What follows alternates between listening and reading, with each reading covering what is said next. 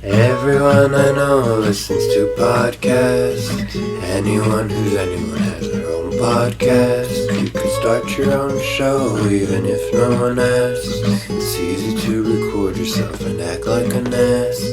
Murder, sports and politics, histories and movies, heist or technology. There's an audience for everything.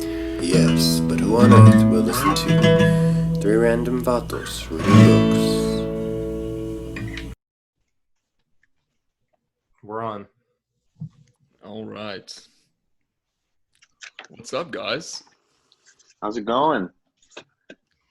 Man, Welcome. you guys raced to the finish to try to catch up, huh?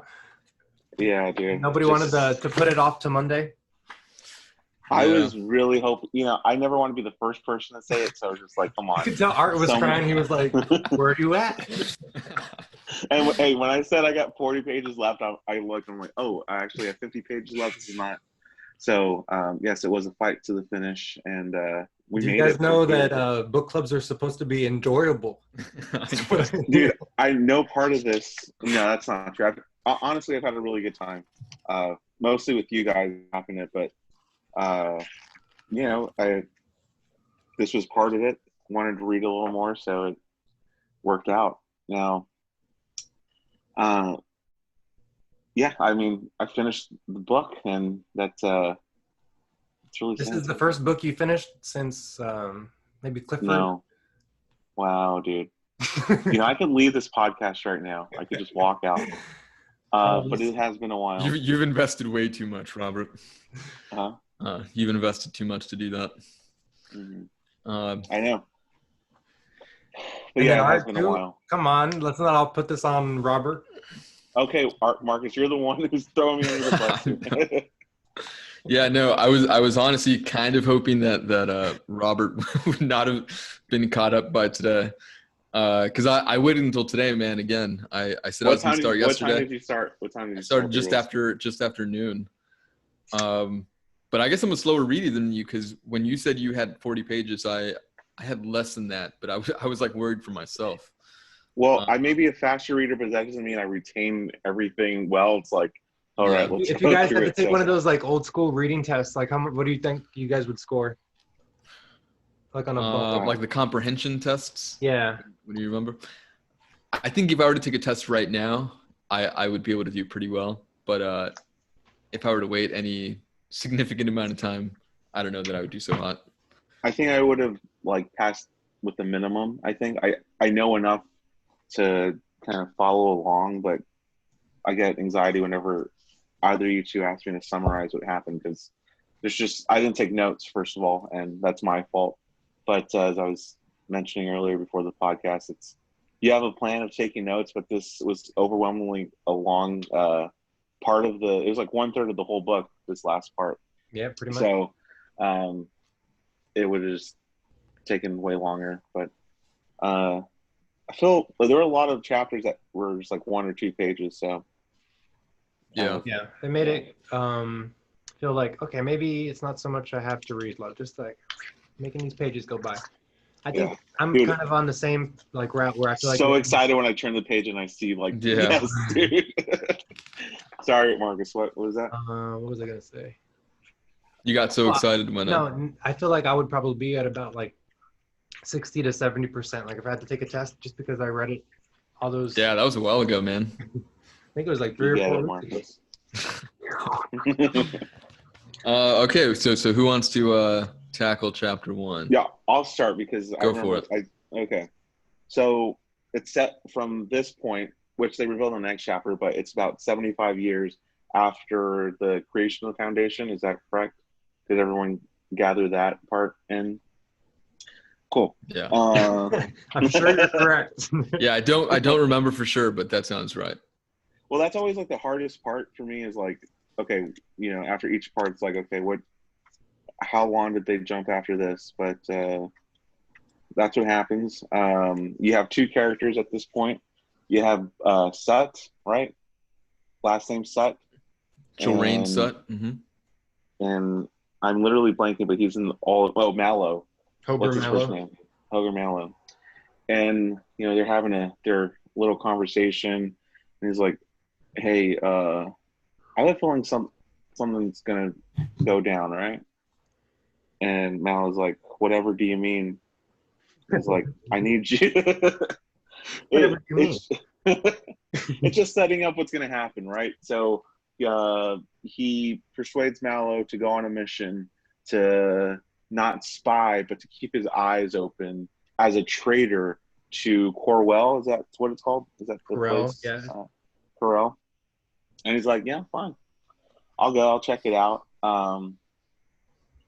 So that's what I gathered from that first part. No, that was a great summary. Thank you. Yeah, and then he's going to Corel to kind of investigate whether or not they have nukes or like nuclear power. Right. And then they kind of mentioned this Argo family that's been in role for a while. So just to kind of give you a sense of, what's over there. Mm-hmm. All right. Art, anything? Was it the first chapter that they already mentioned the possibility of was it 3 ships that went missing or 4 ships? 4 merchant ships? Yeah, that's another big part. 3. Right, so it's 3. So that's part of like the kind of intrigue there. Yeah, it disappears into the Republic territory. Sut is believing that there's like some funny business going on from Corel, and so he's like, "I'm gonna send you over there to go check it out." Mm-hmm. And you're kind of just wondering if there's any ulterior motives, because both Hober and Jerain kind of come off as not entirely reliable. Yeah, they're definitely not trusting of each other, right? Yeah. Like they're There's both some skeptical. friction. There's some tension. Yeah. And then they also mentioned how traders are rich in this time compared to, the things we've read in the past. Yeah. No, totally agree. Can we move on to chapter 2? Chapter 2. Yeah. Hell yeah. A lot of these initial chapters are kind of just like setting up the drama, right? Mm-hmm. Chapter 2. Who wants to? So Jerain Sut tries to convince Publius Manlio. And by the way, if anybody asks, I have a Manlio pubis in you. Anyway, because of nukes, domestic political crisis, and then they're talking about how it's going to be like a third Selbin crisis thing. And then they're arguing. Who's arguing? I think it's Publius. Publius is arguing about traders having too much power, and man, I can't read my handwriting.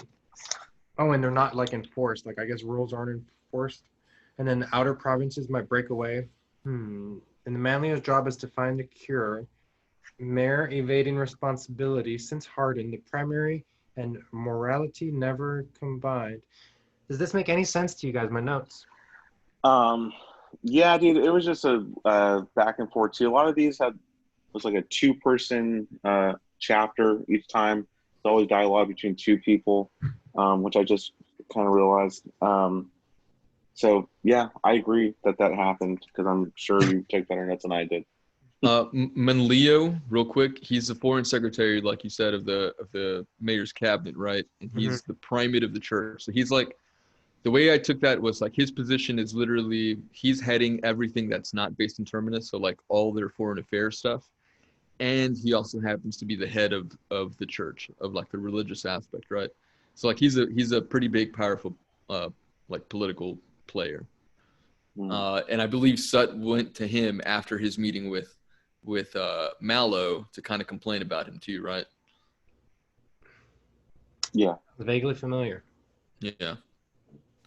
Cool. And then, so in chapter 3, Hober Mallow meets with James Twr, and then he's like this historical dude in the first group of Outlanders to the from the foundation. I don't know. I can't read these damn notes. And then James wants greater representation in the council. This is going great. Secretary of Education is resigning. Action Party splitting. Man, so much was happening. This is the way, guys. First of all, I don't even know if we did a intro. This is the 3 Vatos podcasts, right? The 3 random Vatos podcast. Man, more and more random every day. Welcome to the first part season finale of this series, Foundation by Asimov, Charles Asimov. Not Charles, but doesn't have his first name on the book, so I always forget. What is it? Is it Charles?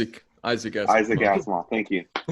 Oh, dude, I probably get so much hate mail from all our viewers.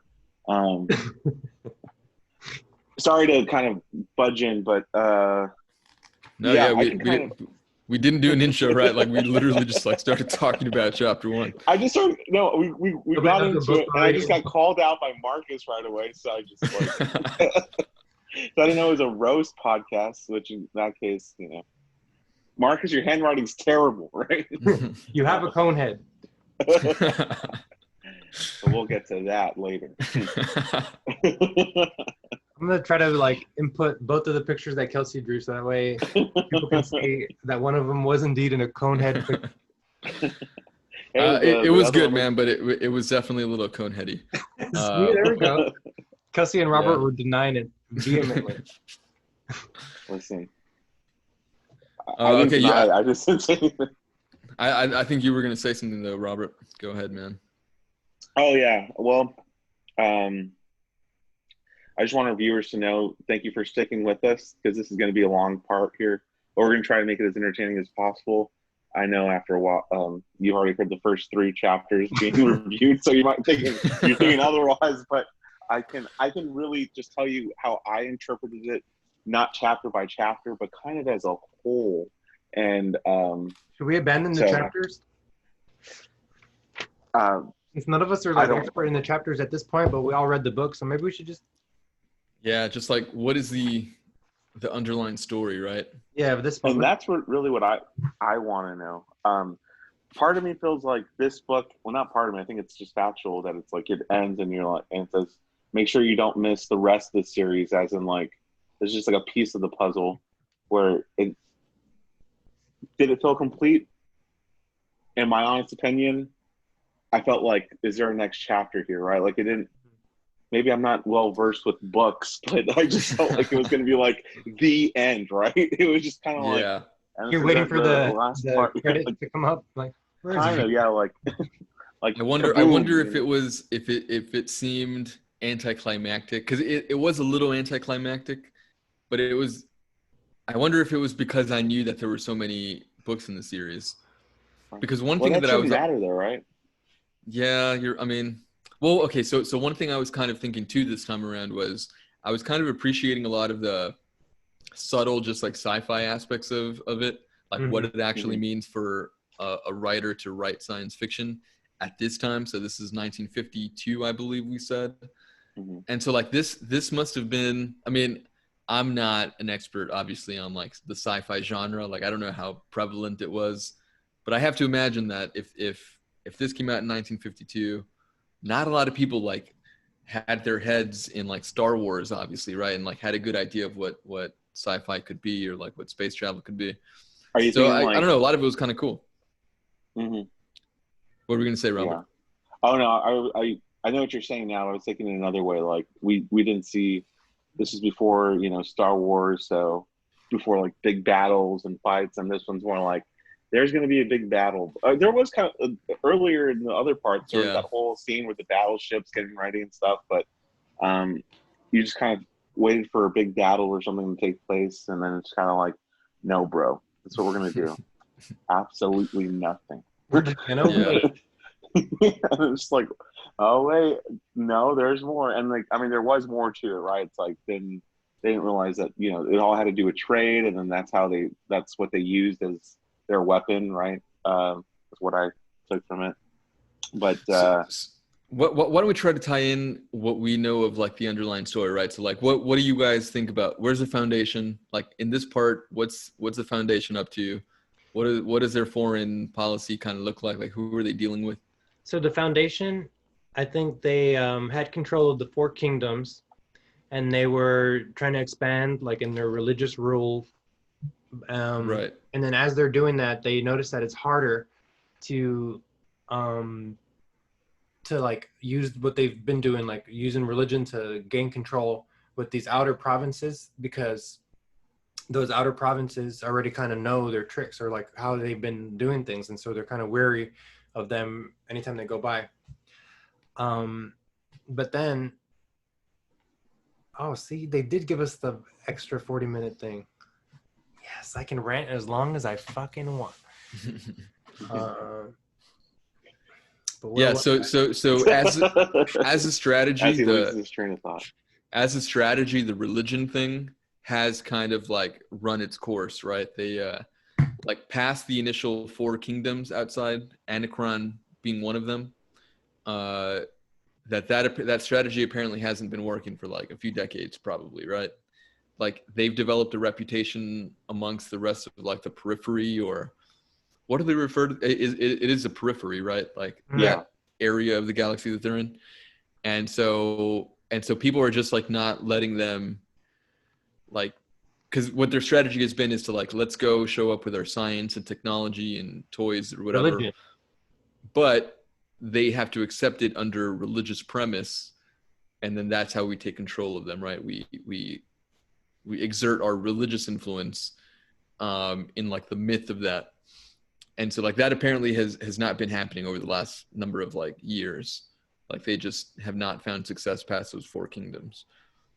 You know what I'll say about not really adding to that subject because that's who I am as a person, but Marcus, I think you had more to say about this, but the lack of women in this book, right? Hey, you said you got Me Too, and I'm not surprised by reading this book. I don't know if that's factual. I don't want to like just throw that out there. I know. Isaac Asimov, Me Too. He as did reported by random Vatos over here. So edit this part out if it's not true, but I should look that part up. But yeah, I mean, there is how many women characters in this book, and there's 3 of them. I can tell you about every single one of them because I wrote it down because I was like, this is so interesting. His view on women. There was like a common thread or something. I think so. Well, you tell me. Okay. Was there a rape scene? Did you guys get that vibe? Take it that way? There was one chapter. Rope, right? There was like a rope where he like come up. Did you get? Is that what it seemed like he was going to just like take her by force, right? This is when what? Okay, like so I mean, part? Robert, do you know what I'm talking about or no? Maybe. So it's in the introduction of. Can you read it to us in the book? Let's see. I think it's chapter 5. And not in a creepy way either. All right, just read it. So it's when they talk about Commodore, right, and his wife. Remember, his wife is like just pestering him and like. That's like the one character that comes out in the entire story, like we actually see on screen. And did I read it incorrect? I feel like this could be my fault because I like sped read it, but sped a word, yeah. Was she kind of like a prisoner to him, like a prisoner wife to him? I mean, well, that's why. I mean, just like all monarchs, right? It's like, I mean, not all, right? But our conception of a monarch is like they marry into like royalty, and they just like have to deal with like a shitty marriage or a shitty person if just that's the way it goes. But anyways, they introduce her in chapter 6 because the Commodore Aspirin. What's his name? Commodore Aspirin. Asper. He's the like the head of. he's the head of Corel, right? Which is where Mallow is sent. Yeah. Right, initially. So he's there, and like I won't get into his story necessarily, but in the chapter that I'm talking about, it's after the initial introduction to him, they talk about the Commodora, and she's like way younger than her husband, and it seems to me that he married into her family so that he could rise to the king. So it's like her that has the royal or like the royal blood. Yeah. Because like she makes reference to saying like you're betraying like what my dad stood for, like that sort of thing, implying that her dad was previously the ruler. Yeah. But anyways, okay, so I mean, I don't know. Like, if I think this is a rape scene, do I want to read this? Like, I don't know that I want to do that. Well, but chapter 6, it's the end of chapter 6 where they're just like, it's clear that his wife just like resents him and thinks little of him, and she's belittling him. And then at the end, he's just like, look, you wouldn't dare, you little pug dog. Oh, yeah, okay, no, sorry, this is her talking. They've been exchanging some threats, and she's like, you wouldn't dare, you little pug dog. My father would pulverize your toy nation to meteoric dust. In fact, he might do it in any case if I told him you were treating with these barbarians. And that is referring to Mallow, the barbarian, right? Like he's over there and we'll talk about that later. And then he responds, well, there's no need for threats. You are free to question the man yourself tonight. Meanwhile, madame, keep your wagging tongue still. At your orders. Here, take this then and keep still. The band was about her waist and the necklace around her neck. He pushed the knob himself and stepped back. The Commodora drew in her breath and held out her hand stiffly. She fingered the necklace gingerly and gasped again. The Commodore rubbed his hands with satisfaction and said, you may wear it tonight, and I'll get you more. Now keep still. The Commodore kept still. When you say it with that voice, I guess it is. Yeah. Oh, it seemed like he was like straight up gonna just like do But what whatever he actually wanted. happens, like what we do know is that he buys her like a gift or like a jewelry that Vato, what is it, Mallow provides. And then Yeah, I think he was like, keep still so I can put it around. yeah, you. like he gives her like a He had belt, already put he it gives on, her a though. necklace. He literally Yeah. had already put it on and was like, now keep still. Well, this I mean, okay, like really it doesn't have to be wrote it. rape. Like I'm No, not. I wouldn't say that it is. I mean, it could be suggested, but like it's like one of those crazy like Rugrats theory that Angelica was like seeing dead babies. You know, like, just like a random like theory that somebody could make up based off of like what is given. But You're equating yeah. my theory to a Rugrats conspiracy theory. yeah, I mean, we're just like you could have like a crazy conspiracy theory. We'll about see what the Foundation geeks say. I'm sure this has been a topic of You think conversation. anybody's ever talked about that? That's pretty heavy. I don't know. Maybe we're the I mean, first Vatos bring it to How light. about Asimov just tell us what's really happening. Don't make us think. Dude, yeah. So the one woman that we see on screen is like a nagging wife type, and then she doesn't even have like any agency to like do anything herself. She's like, my dad is gonna come and get you in trouble. Like, you know, like she said, like yeah. it's Who you had and then he mentioned? gives her like jewelry to shut her up too. That's like what I got from Yeah. it. You just like shut Yeah, up. you're I right. got you this watch over here. You know. Yeah. Who are the other women that have been part of this book? So one of them is like it's like a guy talking about his daughter, and then he's like hoping that she's dead rather than her Oh, be yeah. alive and like have to live through whatever happens after. I think it was like a takeover or something. And Dude, then I thought that was the prisoners or the wife of that guy for a minute. No. So I know it's like it was just like some Okay. other character, but she's Yeah. just referenced. So that's the second woman that we see, and then the third woman is talked about just as a mistress, like as like this dude's plaything, you know. And so those are the three women in the story. I don't remember that one. But yeah, yeah, but like they're not even like actually in the story. No, Yeah, They talk def- about Yeah, two of them are just referenced like in sentences. yeah, that's interesting. I wonder. Well, I mean, no. I was gonna say like, is this particular to like the genre maybe? I think of the time. But it was, yeah, probably just the time generally. But I'm sure also there were plenty like female writers, and Yeah, Oh, yeah, probably there for were. the best. I mean, I literally just like don't know the Probably for history the of best that he literature. didn't have more in there, just because he would have been terrible. Like maybe he couldn't write for them, so it would have been like I way know, more yeah. cringeworthy listening. Like, oh, you were so manly and strong. Yeah. I don't Yeah. know. Well, I mean, I think it is cringeworthy when they do come up, just because. Yeah.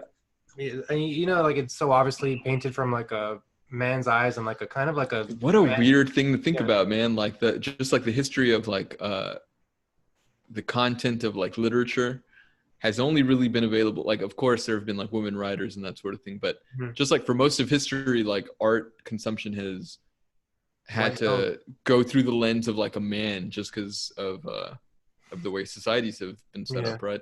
But What a think weird thing for a woman. There were a lot of women writers. I mean, not compared to men, of course, but like there were a lot throughout time, but they just don't get talked about as much too. Like, can you imagine what our perspective of being a man would be if overall culture was just written by By women? by women, You know what I mean? Like, it'd be like Yeah. a weird thing. we'd be treated like. Well, I don't know. Never mind. Go ahead, Marcus. They'd say we were animals. Hey, but Bunch of Pigs. men. I don't know.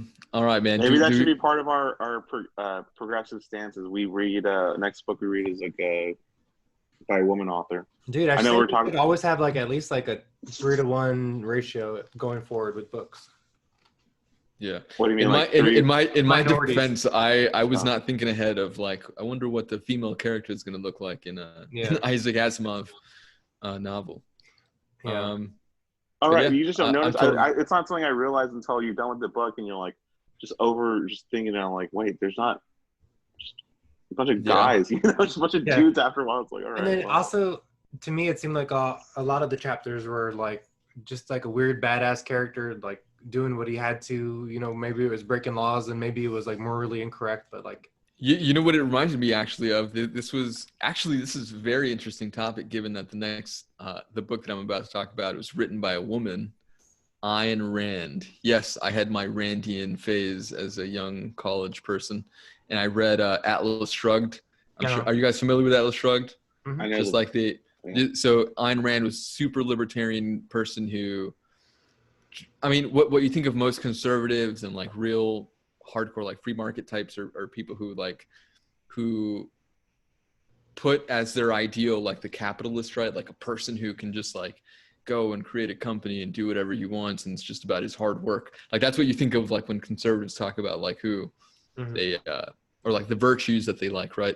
And so she wrote this book, and it was basically that, just like every single character was just like the ultimate just like cool man who just like was super intellectual and had his own business that he was passionate about and did everything. And that's kind of what I get from here. Like all the cool characters have so far been kind of similar. Like this guy Mallow is just another reincarnation of like a hardened character. You kind of get the history of America through its art, and you can see like through this art, it's real representative of like, what they thought to be heroic at the time, which is just kind of this like male character who comes in and kicks ass, takes charge, and sets out a plan. And yeah, I mean those aren't things necessarily like bad, but that's but how it was ends, just like right?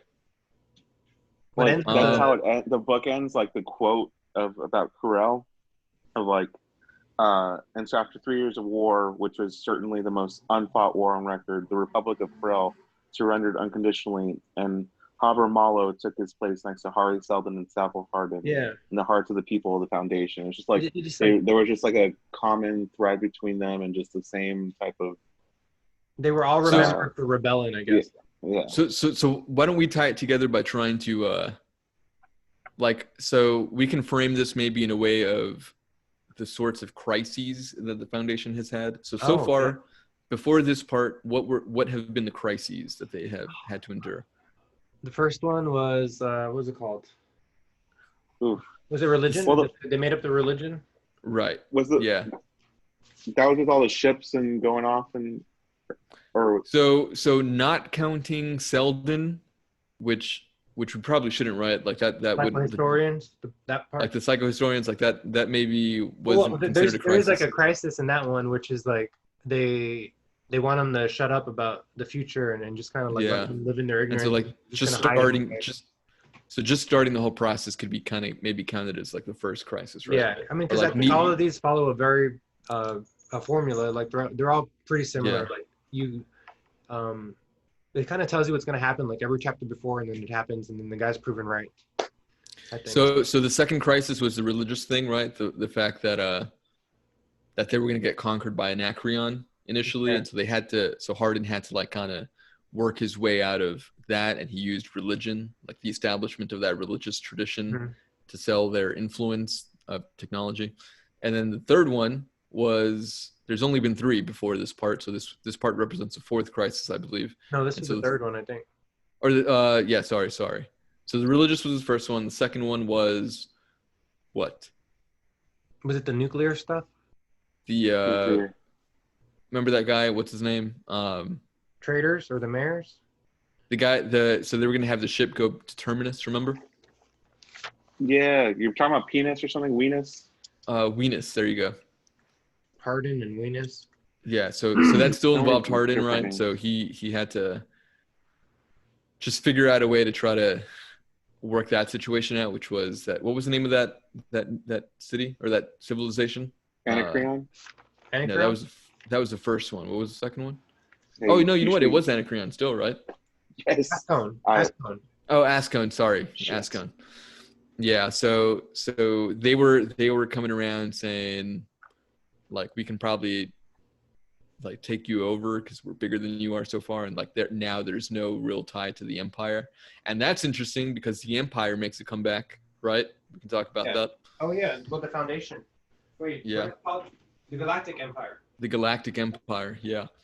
And so what is the third crisis then, right? So the third crisis is Mallow goes to Corel to figure stuff out, and obviously, like, he had been mistrustful of Sut, who was the guy that sent him out there initially. Yeah. And Sut, just so that we're clear, is the secretary to the mayor, right? So literally, the way I thought of him was kind of like as a vice, or what's his name? George W. Bush's Cheney? vice president. Dick Cheney? I wanted to say Vice Cheney. He reminds me of Vice Cheney, Dick Cheney. He said Vice Cheney anyway. He reminds me of him though, because the way he speaks, the authority with which he speaks, it seems like he's really the one who's in control, right? The puppet like, master, yeah. The mayor is like the guy with the power, but we really don't find out much about him, just because it seems that this guy's the guy that's really pulling the strings. And so that's like the political thing playing out right now. And Mallow goes to Corel, and I'm not sure exactly what happens there. What happens there? So he meets with the Commodore. Oh, yeah. So he meets with some dude, or like he's in the truck trying to gain access to Corel and like see their nukes. And then that's actually a pretty big deal, yeah. Yeah, and then some like preacher guy comes in and he's like, "Oh, my head, I don't remember." And then I forgot to mention too that he's also like they send somebody over there to like spy on him pretty much. James Twir. Yeah. So Jaim Twir was a random guy that Mallow had a He was meeting acting with. like a prisoner, right? Mm-hmm. No. James Twir was like a ship person. Like he was there like just trying to get in, but then what's his name? Hober Mallow. You're talking about the other guy, like, it's kind of like a little bit too transparent. So Hober Mallow was like, "Yeah, sure, come on, join my team." Yeah. And then so James Twir is there while Reverend, what's his name? Al Sharpton? Jord Parma. Jord Parma, there we go. That's the guy. Jord Parma. Reverend George Parma, right? Is that what he is, a reverend or something? Yeah, he was the revered Jord Parma. Yeah, so he goes in there, and then he's the one that's acting all crazy, and then there's like a mob too trying to get him. They're like, "Hey, let this guy out. We don't want him here." And I guess because religion over there is not allowed, or like the foundational religion. And then Hober Mallow, you would think that wants to defend him because he's a foundational dude, and that's what Jamie Twir is arguing. But then Mallow's like, "No, let them have him. Let's go. Come on." Nah, he sees through his bullshit. Yeah, and after George Parma is taken, that's when the city, what's it called again? Corel. That's when they're like, "Okay, you can come." And then Aspar Argo is the one who like invites him. And Aspar Argo is the one that's married to Commodore Lucia. Argo fucked herself. I actually just saw that somewhat recently. Argo? Yeah. That's the only. Hey man, sci-fi too, right? That's Argo is not sci-fi. No. But the plot of that involves them having to come up with a fictional production company that's making a sci-fi film. Oh, okay. All right. Nice. Good save, Art. Yeah, dude. so just to kind of like give a little more color to that scene, because it was important. I forgot that this was maybe the most important scene, because a lot of this is like what everything hinges on. So he goes to Corel, Mallow, and he goes, what's the name of the ship? The Far Star, which they kept referencing. It was kind of a cool name. I don't think they had named another ship before. So whatever, I just made note of that. But they landed and they're expecting hostility, right? Because they're again aware that the rest of the galaxy, or like wherever they've heard of the Foundation, that they know the trick is for them to like play into the religion thing, right? So no one's trustful of them, including Corel. And so they arrive, and Twir is like, "Dude, what's your plan? Like, you still haven't told me what your plan is. Like, we've been here for like 2 weeks. We literally haven't moved." I think at one point they were just like playing chess, right? Just like passing the time, waiting for something to happen. And so that's when Mallow explains, he's like, "Yeah, like I'm not going to make the first move. Like my whole plan is to get here and force them to make a move so that I can respond to what their moves are," right? And at this point, is he already talking about how he just wants to wait because that's like what the crisis in warrants is, like just waiting because it's kind of all worked out by Harry Salden anyway. So that's yeah. So that seems to, I mean, I could be wrong, but I took that away. I took from that too, or away from that too, which is like a big thing has been just like you wait out a situation until there aren't any options left, sort of thing, like until when you're forced to act. And so like it's almost like a weird thing of not being proactive at all. It's a because weird book. Like it like it's sending out like weird messages. yeah, like I don't know what the message is still. Like there were so many different I feel like messages and that's so many. always the case. I feel like that's always the case in the book. It's like, trust me, I have a plan. The plan is no plan. But I mean, sometimes there is a plan in the sense, and there's like an underlying plan. But it's always, like you said, it's kind of like all the characters are very much similar in that sense. You know, with, I was gonna say it's so weird because we know he's an atheist, Isaac Asimov, and then we know like the way religion is painted in here that it's not very flattering, and then but the whole book seems to have like a theme about faith and just kind of trusting in Selden, and that's interesting. maybe it's part of Scientology. You would think though that's what the message is, or like that's what you think of in a book, right? Like the overall, whatever the characters in the book are like following, like that's kind of what you think the author is pushing. And in this case, it would be totally a clear, like that has been the case, right? With these characters, they're like putting their faith in this idea of Selden, who has a perfect plan, and so they're like making their decisions based on that. But I don't even know if that's what Asimov is pushing, because that seems so. It seems against the idea of like rationality and I don't know. I kind of want to cliff notes the other books just to see like if there is a common thing or if there's an overall message. I bet you $1 billion even going to be the same type of thing, just going and going and going. Like, but even like the colonialism, which is a theme here too, right? So like what societies are willing to do, or like what their motivations are for like establishing trade, for example, with other people. Like I don't even know what he's trying to say. But okay, but just to iron that out a little more, the scene. So he's there, right? And they're expecting hostility. So they wait until something happens, right? And Twir again is trying to convince him, like, dude, you got to do something, man. Otherwise, like, we're just gonna die here.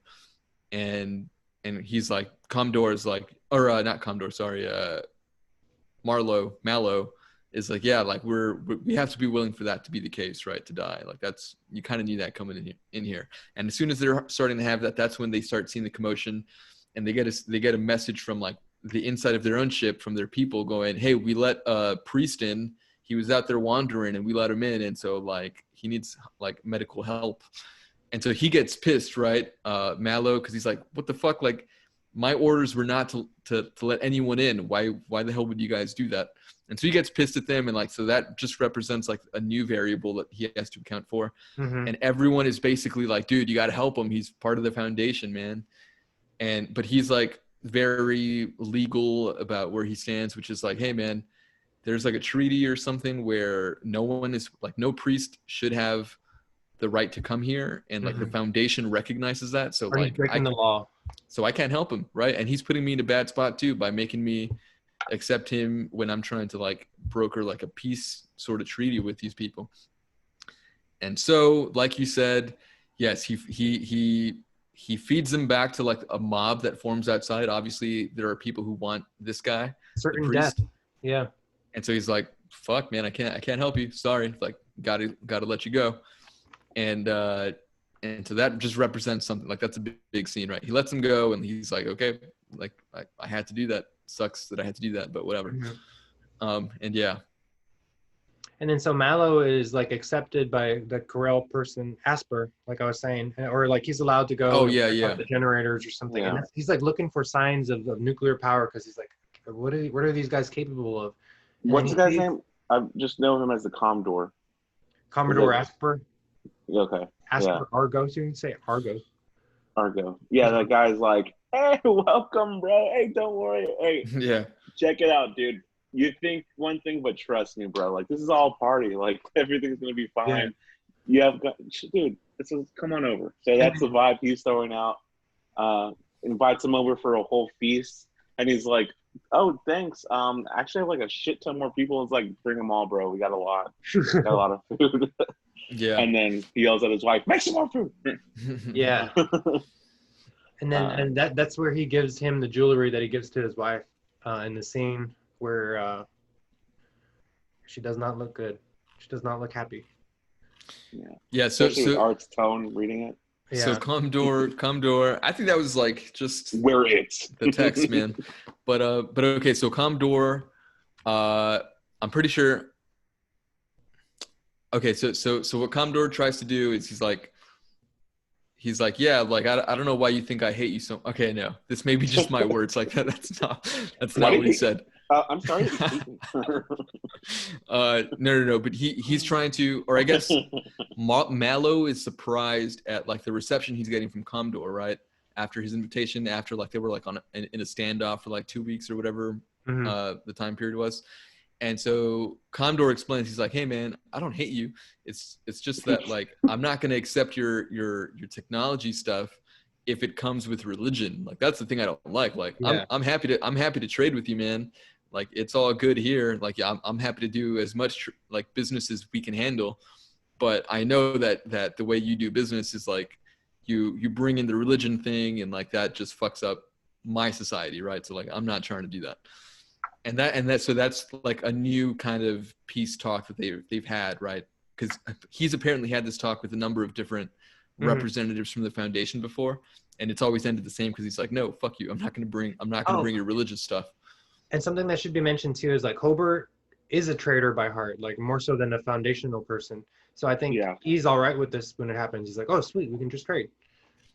Yeah. So when Mallow finds this out, he's like, oh well, I don't fucking care about the religion stuff either. Like I'm happy to just trade with you too. Profit, yeah. Like and so it's a mutually beneficial thing.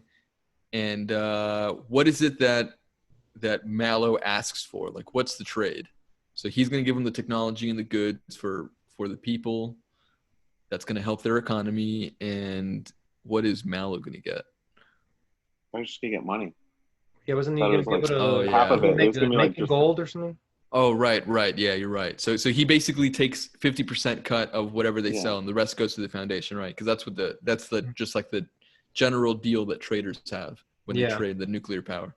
Yeah. Okay. So yeah, and then after that, I was like, is that a trick question? No. I was asking. I didn't have that in my notes. And then when does Onum Bar come in? Let's see.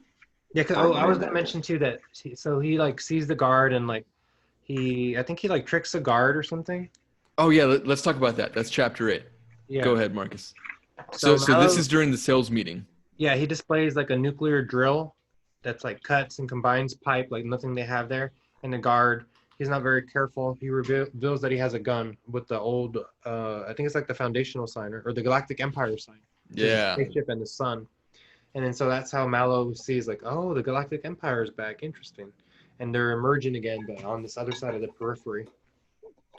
So just to backtrack real quick for some context that I'm remembering, is that initially Sut, who sent out Mallow to check this out, like one of the suspicions was he's like the only way that anyone can take down 3 merchant ships like ours is with nuclear power.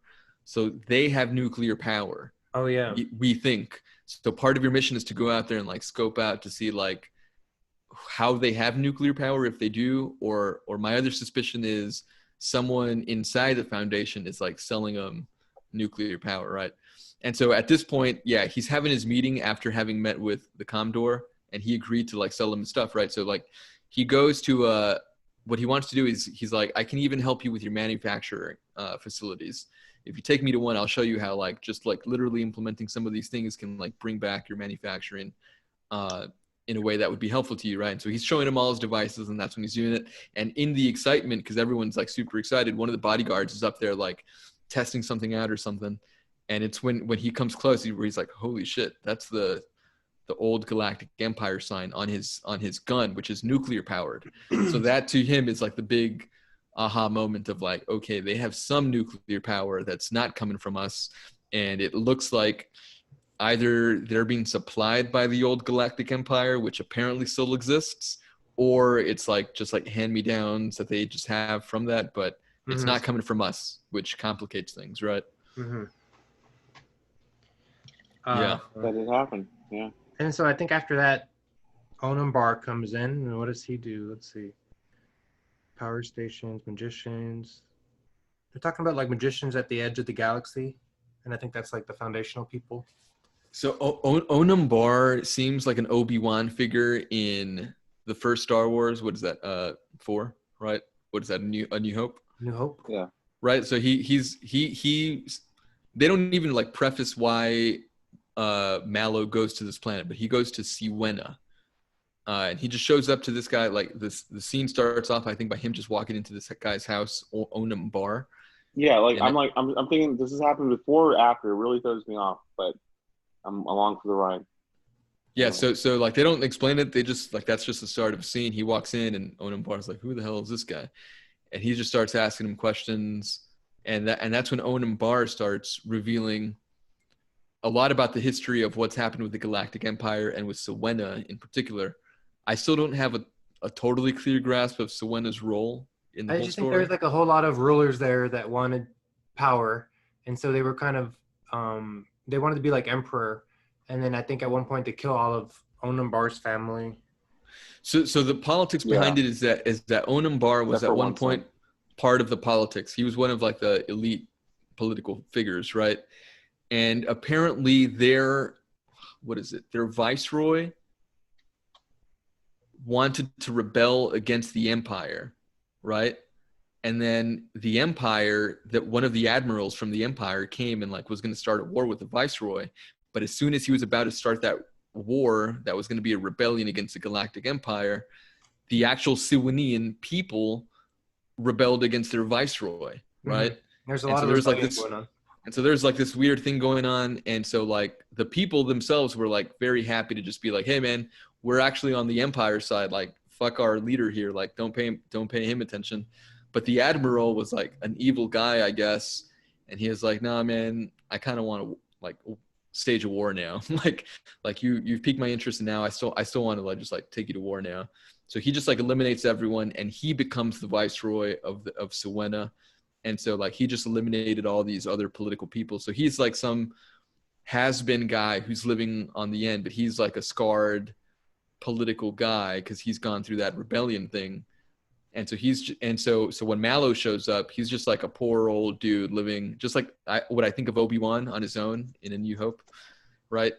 And but he has all these stories, of course. And so he explains that history to Mallow because Mallow's just wanting to see. He's like, where do I go? Like, where I need to go to like the government. Like, where do I go to find the people to talk to, right? Because I'm trying to find like the nuclear facilities or something. And then so Mallow eventually makes his way to see the nuclear facilities, and then he offers the guard there his shield, yeah. And then the guy's like, oh yeah, sure, I'll take it, because it like blocks shit, and he's like, imagine what you could do. And then it kind of stops working like right after he leaves. But then when he gets back, Sut is kind of claiming that his report was incomplete of the incident that happened with George Parma. Mm-hmm. And then so like they're going to court pretty much. Yeah, and pretty much Marlowe, whatever his name is, like, bro, I did everything you asked me to do. Like, so I don't know what you're trying, like, what your fucking deal is. He's like, oh, well, like, I'm like, no, dude, I'm making money. You're pissed that I'm also making a profit here. It's like, oh, well, I can prove that you killed a priest. And it's like, this shit, really? You're going to get me on that? All right, cue the tape. So they're in court. Everyone's already against fucking people are like, oh, dude, Marley's going down. It's like, no, let me take the stand. And he's like, zoom in on this fucking part right here in the video. Everyone just look. And then they see some light, or like zoom in on the guy's hand, the priest that he killed. And it said, what did it say? It had like 3 letters, which meant that he was not just a priest, or he was a priest, but he was also part of the secret police, right? Like some invisible letters, right? Or something like that. Right. Yeah. Yeah. And then everyone's like, silly. oh my God, dude. Fucking Marlowe. It was a mic drop. Yeah, it was like Marlowe for fucking president, bro. Right? It's so dumb. It was like, right, I just want to be mayor. Like, it's all good. It's like, no, 4 more years. Yeah. Like, bro, I haven't even gotten like, okay. So that's what. Sorry, I know like Art, you're very detailed in the last one, but I think I just like skipped like. Well, that's pretty much like the rest that's of the book. That's and that was the foundation. A couple years past. Okay, sorry, Art. It obviously developed into that, because even from the time of the him going to go check the nuclear generators to that point, like a few years go by. I think they say like 6 years went by. So it definitely builds up to that. But that's the whole process is like thinking of like what this new crisis represents, right? And And yeah, it's kind of weird because it seems to be like that's kind of the cycle of events, is like one cool guy who has it all figured out, and we just don't know, but they just show up at the very end with like a number of paragraphs where they're just like, well, actually, It's always like a Deus Ex Machina type of thing where I had it figured out the whole time, and yeah. Like, Dude, you thought you were tricking me. So- no, not What even. Marcus, you've actually used that term a number of times, and I'll admit that I don't know what that means. What is that? It's Deus a Ex movie in Machina. 20 It's like Like, it's what does like it you're watching represent? like a TV episode and the characters all have a problem, and then instead of like resolving the issue like in an intelligent way or a way that makes sense, like it's just like something's thrown in, like, oh, you didn't know about this? This was going on, and it's Just like like a device that helps Yeah, you solve a just makes problem. it like tie it together, or like solve everything, kind of. Yeah, that's happened at least once, but probably like closer to 2 or 3 times in this book, right? Where it's Yeah, just let me look up some popular Deus Ex Machinas like in history, so maybe you can. do it. that one film in 2014. Well, that So- was like a movie, but But yeah, so that case or trial was the accumulation of Mallow and Sut going at it, because once Mallow goes to kind of figure this stuff out on his own, he comes back with more knowledge and more of a positioning to Right. be able to handle Sut, who is again still just the secretary. And he's like, dude, you don't understand, man. I figured this shit out. So either you're with me or against me, but like, I'm gonna go ahead and call your bluff, because Sut's the one that's like, I'm gonna take you to jail, or like I'm gonna take you to trial because I know that Twir told me. Remember, Twir was the eyewitness that was there. Yeah. He's like, I know from Twir that you fucking let Priest Dude, die. Twir is a fucking snake, is it? Dude, what a snake that guy was. First of all, Yeah, the whole I thought time he was just yeah. Yeah. But okay, so then he goes, proves himself innocent, right? In the court of law. A couple years pass, and are we? Marlowe is now the mayor. Is that correct? So after Right. the trial, like he makes his case, and he like has that presentation where he like stuns everyone, and this is like Everyone's like stunned. It is a mic drop, like you said. and Mark. it Like, is like a everyone. galactic thing. It's like OJ trial, right? Like everybody is tuning into this. I saw and, it more as like Star Wars, the prequels from the Senate, where everyone's just mhm. Anyway. Well, yeah, but it involves all the masses too, though, right? It's like Yeah. literally just the people outside. I just don't know why he was the one that became like a ruler after that. Like, what about that would make people want him to be the ruler? His popularity, right? It's his whole. Oh, you know what it was? It's like one of the characters was trying to have like a coup, like in his own way. Like he was trying to take over. Like Well, that was that's his coup. why- It was Sut. He was or he was the one trying to take over. who? Mallow. Mello, yeah. He's the one that talks to Angkor Jail about his. Remember Johan Lee, who was like kind of the sidekick of Salvor Hardin? Yeah. This guy Angkor Jail seems like he's kind of just like the sidekick. Are you seem like you're disappearing? Dude, I know, man. What the heck, dude? Look at this thing. Put Dude, it I under feel your like face. you're in Bohemian Rhapsody right now, the music video. There you go. You look a little bit better. Okay. I just saw like a sunlight of like, like just a little tiny bit. I'll have to figure this out. I'm sure. Like, I literally just turned this bad boy on. Looks I'm better sure now. there's, Like, Whatever you I'm did. sure there's like some googling I could do that's like position for your light. But it's also my apartment, man. My apartment's lighting kind of sucks here. Damn. Okay. Okay. Well, what were your favorite parts in the book, you guys? Hold on. Let's end it. I think there's like specifically. Is there anything that happens after All right, that? then I'll end it. Yes, I got this. Check it out. This is so after the trial, 2 years later, he's mayor. He's fucking the things happening where there's going to be a big war, right? It's all manifested that there's going to be something huge happening, and ultimately, this is where Mallow's like, my plan. Wait for it. Is nothing. Yeah. And that's where Gut is like, or Butt, or Sut's like, whoa, oh, and he's like, dude, wait, not just nothing, but nothing. No, but the whole plan was that, dude, you don't realize, like, when I went over there years ago, when you sent me, trying to screw me over, I created this trade with them, and I fucking gave them fucking stoves, lamps, fucking vibrators. Guess what? They're all gonna fucking go out of power soon. They need us. They need us. They don't realize how much they depend on us until because they declare war at one point, right? Until they supposedly want to like nuke us or go to war, they're going to realize that they need us more than we need them. What kind of a stupid war plan is that, anyways? Like, how does that work out? Like, they're like, let's go to war, and like, hey, wait a second, they provide everything to us. They didn't think it out. It was hard to see what the reasoning was from Corell, because like they were mad, I guess. Why did they get mad? I don't even know. Like, they didn't even really, because there's a conversation between Commodore and Comtrust, right? Where she's like, again, being like, dude, we need to go to war with this. And she's like, I told my daddy. Yeah. And he's like, fuck. I think it's just a power move, going right? to war. Yeah. Probably. And they didn't really like, that's what he's saying, right? He's like saying like, don't worry, we're not going to go to war. I'm not going to do anything about it. Like, just trust me on this. And so we're going to see how it plays out. But then you realize you're near the end of the book, and it's like, in summary, in conclusion, Mallow is one of the fucking founding fathers. You're just like on Mount Rushmore with all these other leaders. He's on the Mount Rushmore of like foundation legends. Everything works out. It's just like, okay, well, so, I mean, if it says so, I'll take their word for it, you know? Yeah, so that's why it was a little anticlimactic, because it, like, the right move, or the move made by Mallow, was essentially one of just like figuring it out enough to be like, and now no move is necessary, right? It's like, I've planned things out in such a way that now the big save here is economic activity without the religion aspect, right?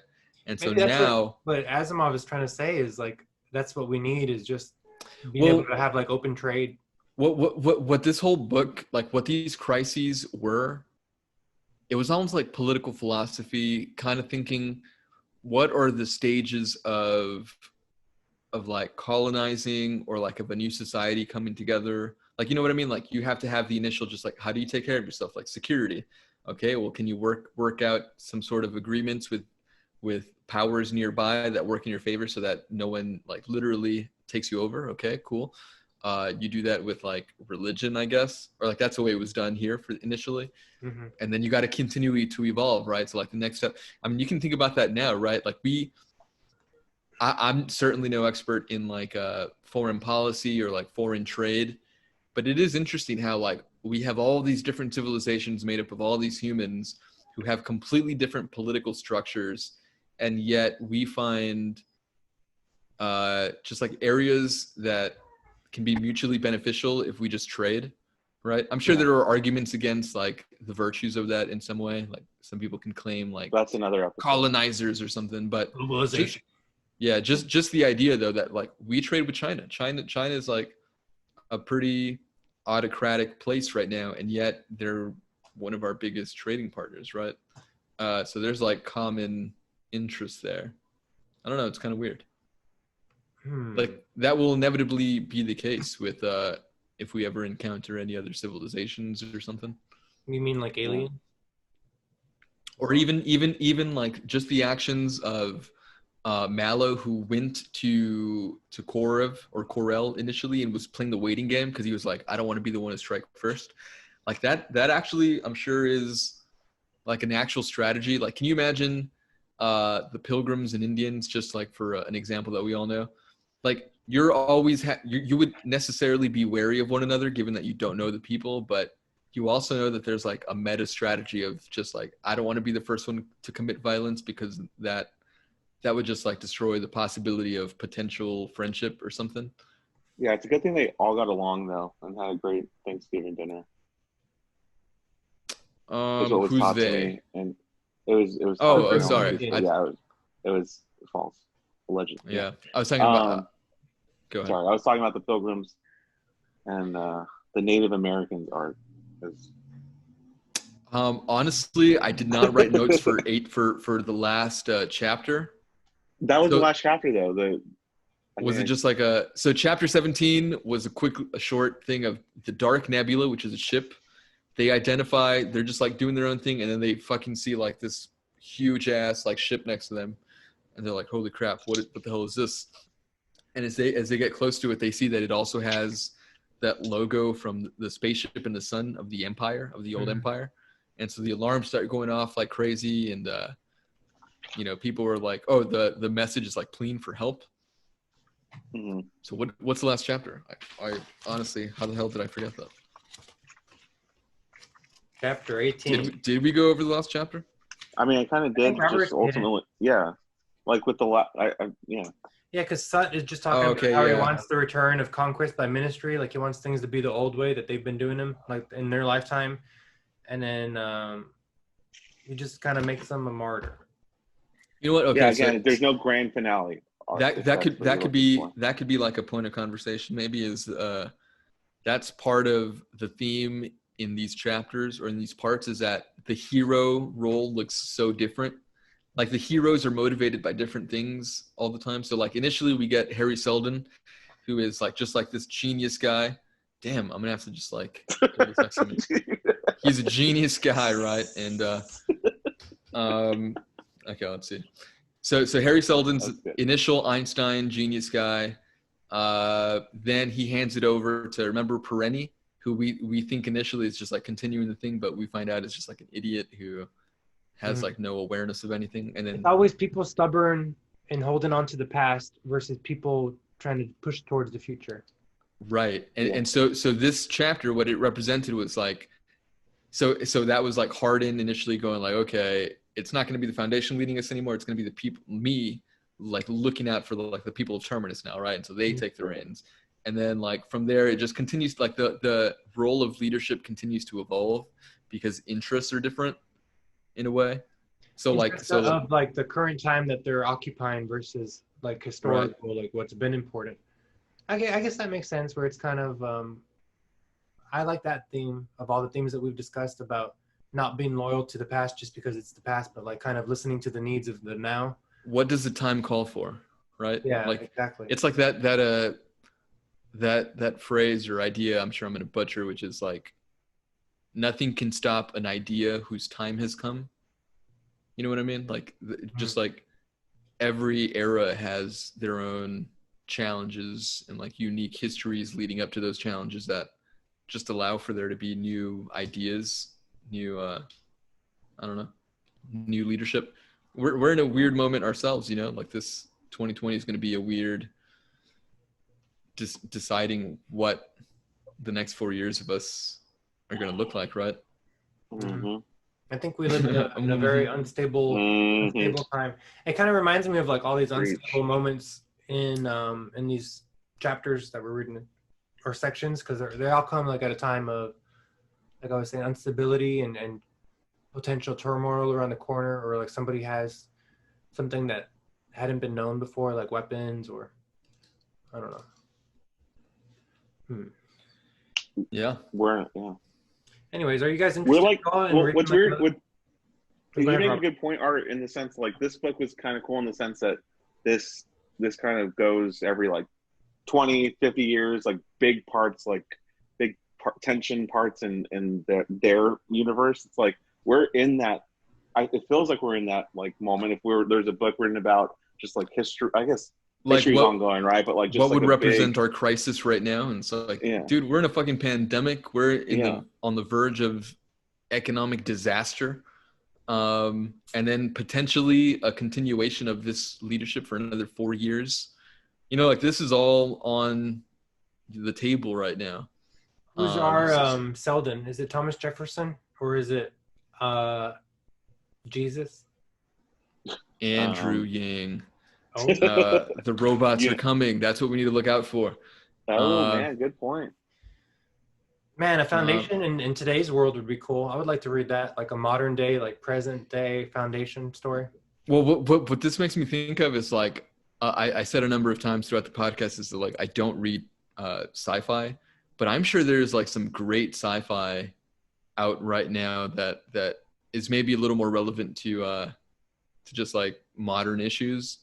Because obviously, like you read this, and this is the 1950s, and so you think like so much has happened since then that even Asimov probably wouldn't have been able to really talk about. Although the psychology thing is another interesting thing, another parallel, just like the tribalness of stuff. Yeah.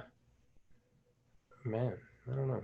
Yeah, because it's nobody would have been able to foresee that we've all been brainwashed by what we choose to. Smartphones. Yeah, And but social like media. it's also too like I was talking to my with Joe Ayala about this earlier, but it seems like people Shout out to Joe. whenever you start talking to somebody, it's like they're excited to start talking about like politics and like to say some trendy phrase, like protest versus riots or face mask versus no face mask. Like they're just eager to kind of tell somebody how stupid they are. Yeah, it's a very weird thing, man. I mean, we can get into that, but that would be its own podcast, right? But it's there's so many things going on that are affecting the psychology of society at large. Like there's just a lot of interesting psychology going on right now, like that's relevant to our politics, which has unfortunately kind of affected everything. Like even in a pandemic, like the pandemic itself has become politicized in a way where you're essentially a mask wearer or not, and like you know what I mean? Like it's a shield, like you're it's giving up your First too Amendment rights or too easy do we find it to just like cast people as part of the team or not part of our team. Mm-hmm. So wear your damn mask is what I'm saying. Wear your mask. Yeah. I mean, hopefully that's not politicized, although it is. But it is. I mean, yes, it is. That's what's sad about it. Yeah, but like Republicans have kind of come out more than they have in the past. But yeah, the point generally is yes, very politicized. All right, man. Should we do anything fun? Did anyone prepare any jokes or something? I just had that Publius Manlio joke, but it didn't do so hot. I don't really have any jokes. I'm gonna fix my lighting situation. I'm proud of us. We read the book. We actually did it. I didn't think we would like finish all the way and podcast all the way somehow, some way. No. It did take a while though, and hopefully we can get better. Obviously, we're dealing with scheduling, just crazy times, you know. Yeah. Like this would be easier if not in a pandemic. Right. I feel like we would have very much finished this before, but yeah, things happen. Like we film in person? Should we not? There's all that, and then I'm proud of us. Man. So yeah, we did it. And also we're likely just going to get better too at reading.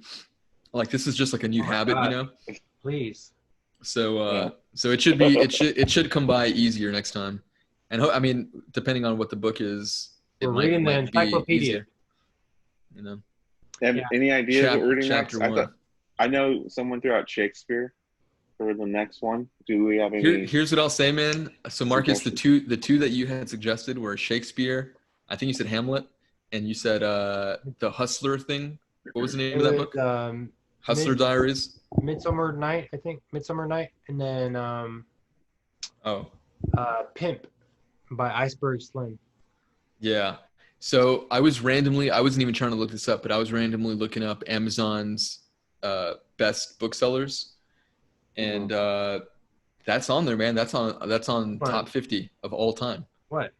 The Pimp one. Oh yeah, we should read it. Let's read that. Like one. literally, it's like top 30 book on Amazon, and it's like an old book, so it definitely has some fans.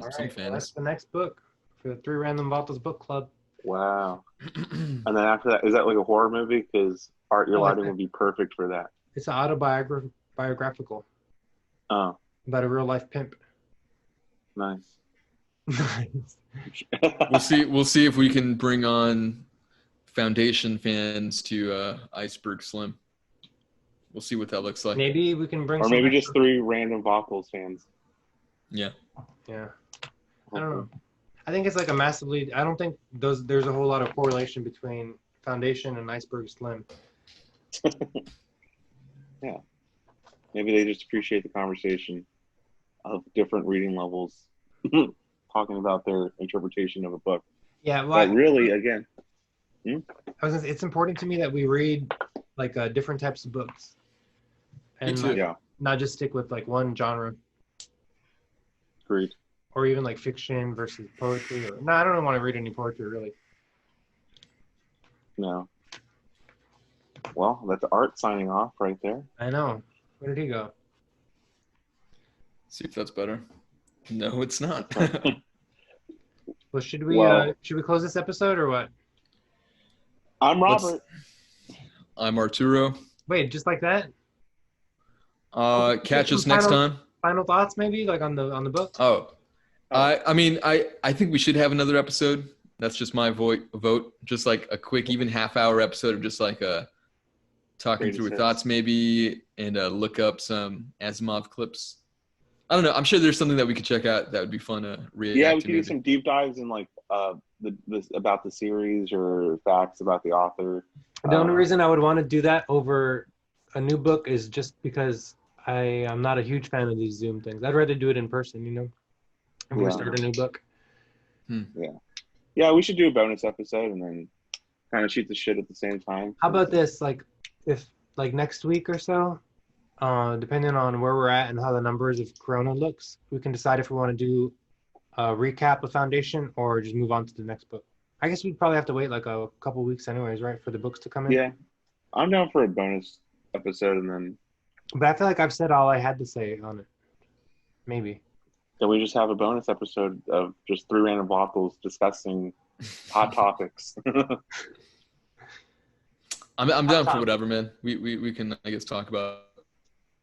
Yeah. Let's keep these coming, though. Yeah. And my name is Marcus. We're 3 random Vatos. Goodbye. We'll see you next time. Peace.